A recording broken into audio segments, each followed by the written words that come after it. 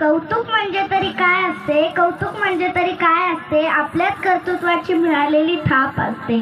सहजासहजी ती मिळत नसते. सहजासहजी ती मिळत नसते.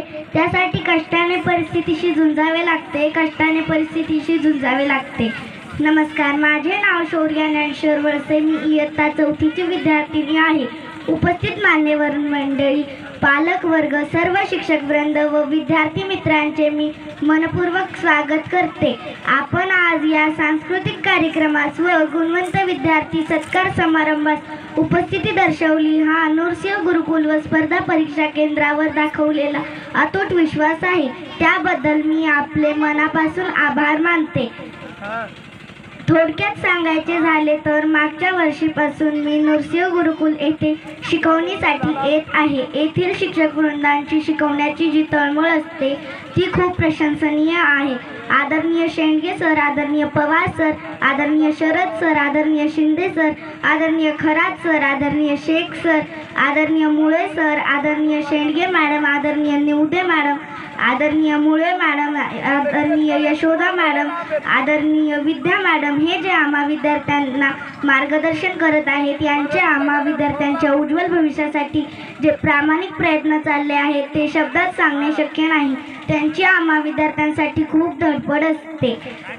नूरसिंह गुरुकुल हे अत्याधुनिक सोयीसुविधा पुरवणारे ठिकाण आहे.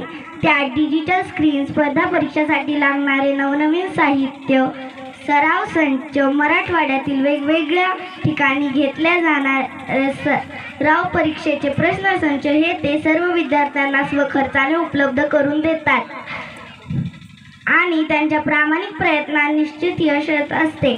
आज आपल्या गुरुकुलचे 2 विद्यार्थी नवोदयसाठी पात्र झाले आहेत. त्यात देवांश सांगळे व दर्शनिका भदरगे यांचे मी मनपूर्वक अभिनंदन करते. या 2 विद्यार्थ्यांनी नूरसिंह गुरुकुल व स्पर्धा परीक्षा केंद्र कुंभार पिंपळगाव यांची उज्ज्वल यशाची परंपरा कायम ठेवली आहे आणि भविष्यात आपण सर्व विद्यार्थ्यांनीही त्यांचा आदर्श डोळ्यासमोर ठेवून अभ्यास करावा.